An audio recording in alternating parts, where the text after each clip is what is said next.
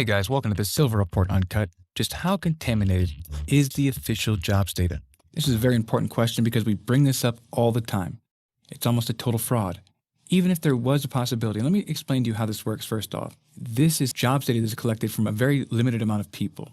It's like 80,000 people or something like that at random. And they ask them if they have a job, et cetera, et cetera. If anyone's in the household, they ask for everyone over the working age.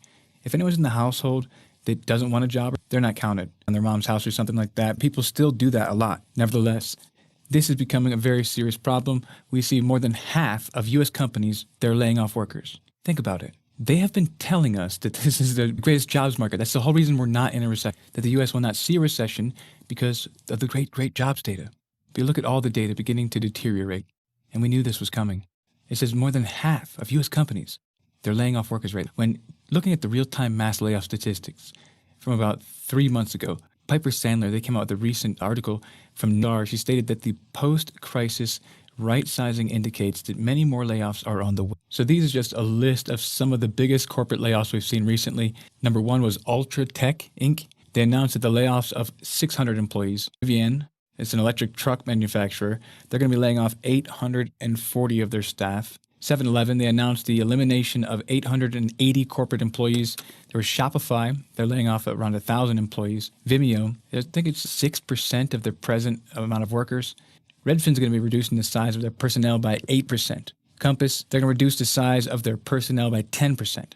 Remax, 18%. Robinhood, 23%. And according to the reports, Ford actually, and you remember Brandon was driving a Ford trying to say, oh, you buy the electric vehicle? They said they're preparing to slash 8,000 jobs in the next weeks, is what the reports came out and said. Geico shuttered every single office in the state of California. If you watch and listen to what we're saying, this is exactly according to plan. I told you that they are driving the businesses out of California. They can't operate there. And the businesses that were doing well because they're in metro areas, they have a good little foot traffic, they're just driving them out. They're changing the law so that the criminal is glorified.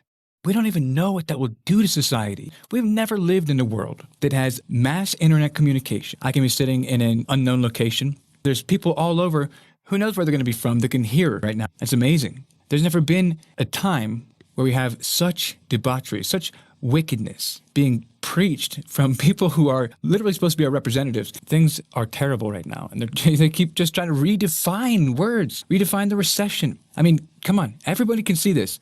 If you don't know these things are true, you should begin reading about them. And do not trust any websites checking into these things, and they're just coming out with the same response. Everything that exposes them is just a C theory.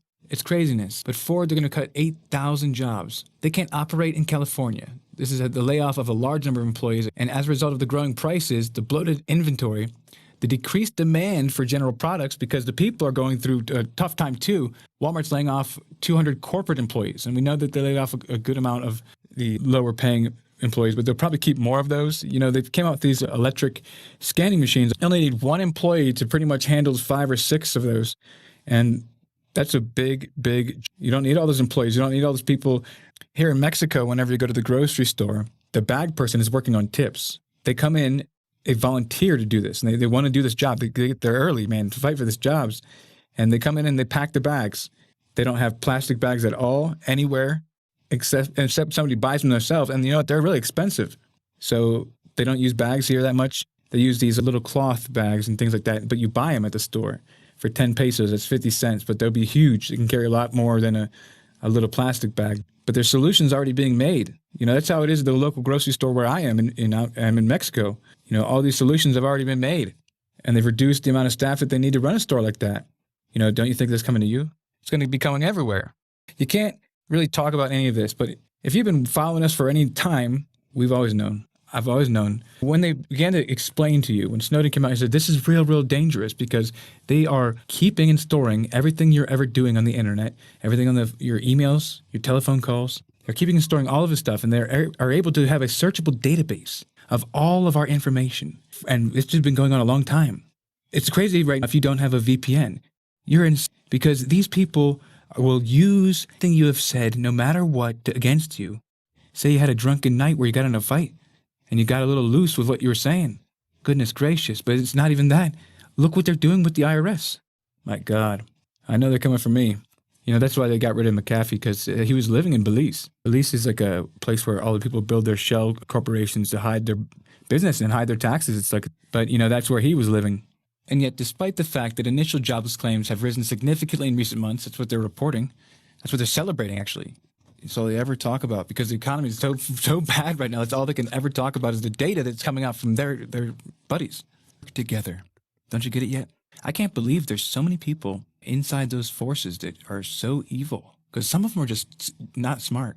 I don't want to say stupid or something rude, but they're just not smart. They can't get it. They just like, okay. Some of them are also very evil, like, 30%, like super evil. Like they just love to do evil stuff to people, like hurt them and everything. So that's why they're there. They want to have a chance to shoot at somebody. And then you have a couple good guys there, right? Everyone's like, oh, back them. But it's not always a good thing, man. That's one of the things that I love about being here, is that there's almost no police. And it's so peaceful. It's so safe. I don't know if I've ever been more safe than right now. People just expect it to be a dirt hole in the floor over here. But where I live right now is amazing. And these people actually have an insane amount of money over here. It's crazy. I've never seen anything like it. But they said that the Bureau of Labor Statistics, they're refusing to report this. They're refusing to go ahead and explain that the true state of the U.S. labor market is terrible. And despite this continued softness in the housing survey, where no new jobs have been added since March, the establishment survey, which after all is what they have pointed to this entire time, is the only silver lining. It says the gap between the household and establishment surveys reached a new high of 1.8 million jobs since March. And although the record spike in multiple job holders who now hold both a main and secondary full-time job, this is insane. I've never seen anything like this in my life. Everyone's losing their jobs except for people who are working 2 jobs. That's amazing. Where have they been hiding all these people? Like, are they just like sweeping millions and millions off of these charts every single time they come out? They're just desperate to believe that. So we obviously all know which one of these charts is the most fraudulent. They expose themselves. It's the ones that they love. Even as full and part-time jobs both slowed, but people working 2 full-time jobs has increased by an insane amount. This is problematic. The solid jobs market is one of the few things preventing the Fed from significantly easing back on its hawkish policies. And the other thing is that they're talking to these people on the phone. Let's say all these people, the majority are out there and they're, working 2 jobs that are even reporting they have a job, and the rest of the people are just not working. It's like, wow, it's so horrible. But like, are those the only people that will talk to them? And they listen to their stories about how since this began, they've lost 1 job and picked up 2 because they needed to, work harder just to pay through the gas, the food. It's like overall, you might not notice it at first and everything's okay. Suddenly you realize how expensive it is. It was crazy because the other day there was a big drop in prices at the grocery store. And I was like, oh, we might have got through something over here. And there was like on the cereals in particular, they were really, really expensive, and they were noticeably expensive for a while. And then suddenly they just all dropped. So I was like, wow, some grain must have got through. But it went back up. It's just around the same way it was when it started. But there's a problem with this solid jobs market they keep talking about. The peak inflation, it may have been reached, if only for the time being, because of course, remember, they're coming out with the Inflation Act, and you'll never guess, oh my God, this is insane. Who wrote that? You should catch my other video. It's going to go into that in full detail, but Mr. B wrote that, this inflation bill. It's going to be giving tons and tons of government money to his new companies, all his green companies, that all of those people around the table we talk about. They've been buying these companies and building these companies, preparing to take over, and they're using their media, because 6 companies own like all the TV stations you ever hear. All those news stations are owned by like 6 people. And you better believe those people have a ton of different companies that they've built. They're, shadow company. They don't even need to work at one. Just need to have a name. That's the way it was with the last stimulus. It was horrible, man. A lot of that money was just like, oops, we sent out like, millions and millions of dollars to all these people. Oh, we sent out millions and millions over here. It's like, these people were making accidents it's just like they have so much money piled up in a big pool, and you're just sloshing so much that some of it's spilling this way, some of it's spilling that way, and nobody gives a crap. While these people, they're working 2 jobs. You understand the problem here? Why people are starting to not believe him more? I don't think anybody really did, but a recent poll issued by the consultancy, they said that this widespread mass layoffs that are happening in the U.S. labor market, that are implying that the actual status of the jobs market is far worse than this 528,000 jobs growth that was recorded by the BLS in July. According to their study, They interviewed more than 700 executives and board members across a variety of sectors, and half of the respondents they're decreasing the employment or they intend to. 52% of them enacted hiring freezes already. At the same time, more than 4 out of every 10 job offers they've already been rescinded. A comparable number are decreasing or removing incentives. They had grown popular, of course. They needed that to recruit talent for a while because there was a tight employment market. And you know, what was that? This whole thing has been so controlled because you know why? They are the ones that said, you will own nothing by 2030 and be happy. I think they are about to really do this like a hard break. Like suddenly, the collapse of everything is upon you. Just like that. Suddenly. This isn't going to be just a bad recession. I think this is going to be the worst recession ever known to man. They're going to probably just try to wipe out large parts of the earth. This is really bad. I mean, you should read their books. This is what they said the plan was if people resistant or something. I mean, you should read the books. It's pretty scary stuff because they're doing it. Just make sure you have a good place to go and a good place to hide. Around 2/3 of these corporations are increasing compensation for those who maintain their jobs, but they're also extending the mental health benefits because a lot of them are reporting that they're losing their minds. Something about the government turning so quickly, so full of lies. Guys, horrible listening to any of them anymore. It's liars. No wonder they need mental health benefits. The only people who got a job because they're working 2 jobs. Thanks. This didn't have to be. And these people at this point are, I have to say it, man, they're stupid, they're ignorant, or they're a coward. Because how can you live in this total lie? And this rising percentage of people working 2 jobs, the rising percentage of employees, they say, is because they're counting the same people twice. According to Bloomberg, the findings highlight this contradictory nature of today's labor market because the skilled workers, they can still largely name their terms despite talent shortages. They're in high-demand sectors like line cooks or bartenders. Even as these companies look to let people go everywhere, particularly in the hard-hit industries like technology and the real estate, firms, they're playing attack and defense with their personal strategy, said Bhushan Sethi, the joint global head of PwC's People and Organization Practices. Now, they're emphasizing that they're planning layoffs. The businesses must consider the reputational harm that it would happen and the rest of employee morale. So people, they're upset. They're really pissed off about this. But that's, not necessarily a bad thing, but people, they have long memories, they said, and that social media has become much more important. That's exactly what we're talking about. But this reputational harm is meaningless if a firm is approaching insolvency due to having far too many employees and insufficient cash flow. I think that might be why Ford is letting go of those 8,000 now. Like, we're not going to wait. We got to get rid of this 8,000 people. Things are that bad already? Wow, man. They just had the largest stimulus in the history of mankind. So if it didn't go to the companies, well, as the stock market goes down, this is the only money they have. The money printed from the Fed that is put out into the economy, that rises everything up, and then they take it back. And suddenly everyone's broke. It just shows how our entire economy is really a lie, too. It's terrible we have to live like this. Yeah, I know, I understand. I can see the credit out there. I mean, you should take out more. Why not? You should take out more. Why not? I mean, seriously, look at what's going on out here. You're going to need to pay them back? I mean, that stuff is hitting the fan.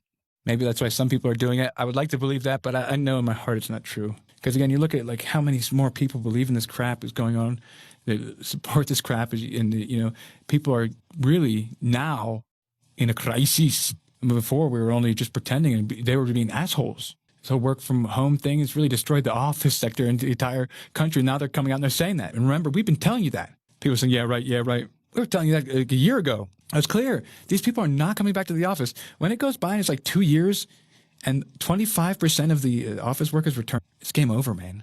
You're talking about, that's a lot, man. 75% of office buildings in New York City being abandoned all at once in the main central hub in Manhattan. God, I wouldn't want to see what that city's going to look like, man. And less police, almost no police in many cities. They have no police. This is going to get wild, and they want it that way. And, you have these people in these firms that are attempting to return to the old normal now. They're, proving to be rather difficult because of what they've done. PwC discovered contradictions in the organization's attitude to remote employment. So 70% of those polled said they were extending permanent remote work alternatives for positions that enable it. 61% said they were making workers more time in the office or to do more time in the job site. But certain organizations are doing both of these things at the same time. So roles that don't need much in-person cooperation, they may become entirely remote. Some might be outsourced or, have contract workers. And others may be expected to return to their workstations a few times each week.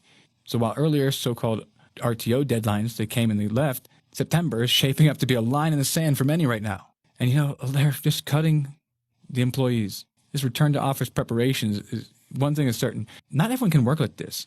I have several employees, and not everyone can work like this. Sometimes I ask some things, and when I was young, even if I remember working at fast food when I was real young, and God, they were some major, major tyrants.